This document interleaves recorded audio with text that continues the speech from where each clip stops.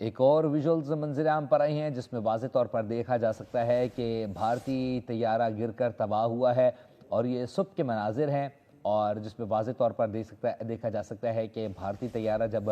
زمین پر گرا ہے تو اس کے جو مناظر ہیں دھواں اٹھتے ہوئے واضح طور پر دیکھا جا سکتا ہے۔ درختوں کے بیچ یہ طیارہ گرا ہے، ایک اور طیارہ تباہ ہوا ہے، اور یہ طیارہ ویژول سے بظاہر طور پر لگ رہا ہے کہ دن میں اس طیارے کو نشانہ بنایا ہے، کیونکہ دھواں اٹھتا ہوا واضح طور پر دیکھا جا سکتا ہے۔ اور ایسے میں جو بھارتی طیارے ہیں وہ مسلسل ایک کے بعد ایک ہو کر گرے چلے جا رہے ہیں اور اپنی تباہی کی، بربادی کی تاریخی داستان رقم کر رہے ہیں، جسے آنے والی نسلیں بھی یاد رکھیں گی بھارت کی، کہ انہوں نے ایک خوددار قوم سے اور پرامن قوم سے رات کے اندھیرے میں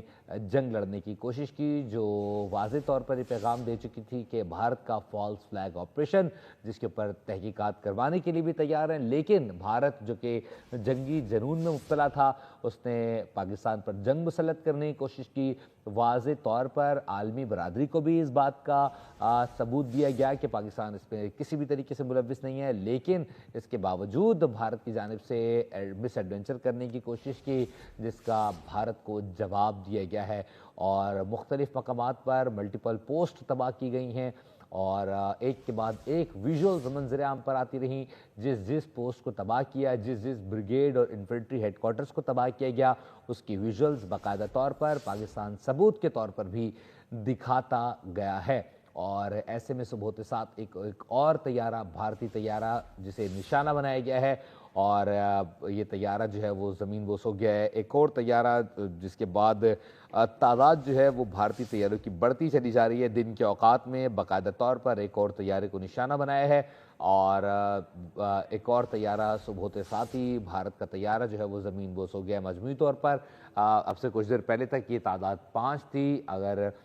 جس سے واضح طور پر اب تعداد بڑھتی ہوئی دکھ رہی ہے کہ ایک اور طیارہ جو ہے وہ بھارت کا، اسے زمین بوس کر دیا گیا ہے۔ پاک فضائی کا بھارتی طیارے کو ہنٹ ڈاؤن کرنے کا مشن جاری ہے، اور رات کی تاریکی میں اڑنے والے طیارے اب صبح ہوتے ساتھ بھی اپنا شکار بنتا ہوا دیکھ رہے ہیں، اور اس وقت جو بھارتی فضائیہ ہے اس کی صفوں میں کھلبلی مچی ہوئی ہے۔ نہ صرف بھارتی فضائیہ بلکہ بھارتی جو بحریہ ہے، اور ساتھ ہی ساتھ جو بھارتی فوج ہے، آرمی ہے، اس کی صفوں میں بھی صف ماتم بچھا ہوا ہوگا پوری بریگیڈ میں، کہ جب معلوم ہوتا ہوگا انہیں پورے کا پورا انفنٹری جو ہیڈ کوارٹر ہے، بریگیڈ ہیڈ کوارٹر، اسے نیست و نابود کر دیا ہے، اور جو بھارتی فوجی ہیں وہ پوسٹیں چھوڑ کر بھاگنے پر مجبور ہو گئے ہیں۔ پاکستان کی فوج کی جانب سے کیسا جواب دیا گیا ہے جسے دنیا دیکھ رہی ہے، اور ایسے میں کہ جب بھارت کی جانب سے جب پاکستان پر حملہ کیا گیا تو بھارت جو امریکہ کی پشت پناہی چاہتا تھا، اس پہ واضح طور پر امریکہ کی جانب سے کہا گیا، ڈونلڈ ٹرمپ نے واضح بیان دیا ہے کہ it's a act of shame جو بھارت کی جانب سے کیا گیا ہے۔ دنیا بھارت کو سمجھاتی رہی کہ اگر یہ فالس فلیگ آپریشن نہیں ہے تو تحقیقات عالمی سطح پر ہونی چاہیے۔ پاکستان نے روس، چین اور ترکیہ سمیت سعودی عربیہ اور تمام ممالک کو آلموسٹ یہ دعوت دی کہ پاکستان کوآپریشن کرنے کے لیے تیار ہے، اور اگر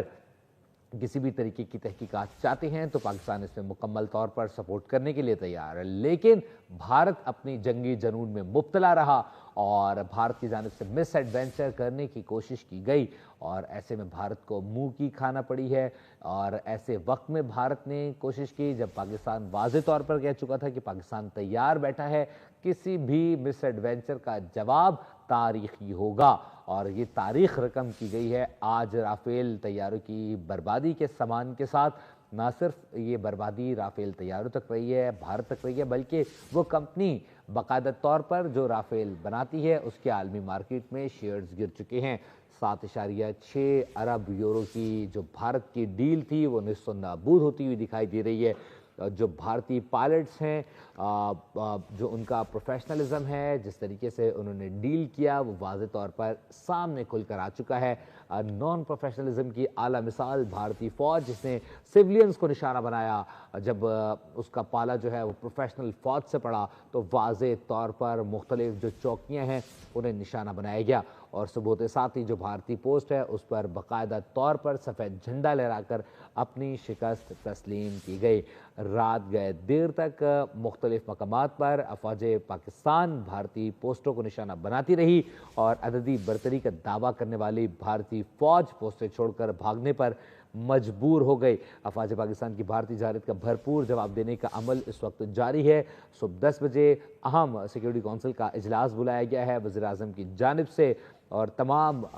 جو ہیں وہ اہم سربراہان اور سیاسی رہنما اور نیشنل سیکیورٹی ایڈوائزر اور تمام مسلح افواج کے سربراہان اس میں شرکت کریں گے اور آئندہ کا عمل ترتیب دیا جائے گا، جس کے فوری بعد قومی اسمبلی کا اجلاس بھی بلایا گیا ہے۔ یہ دونوں اہم اجلاس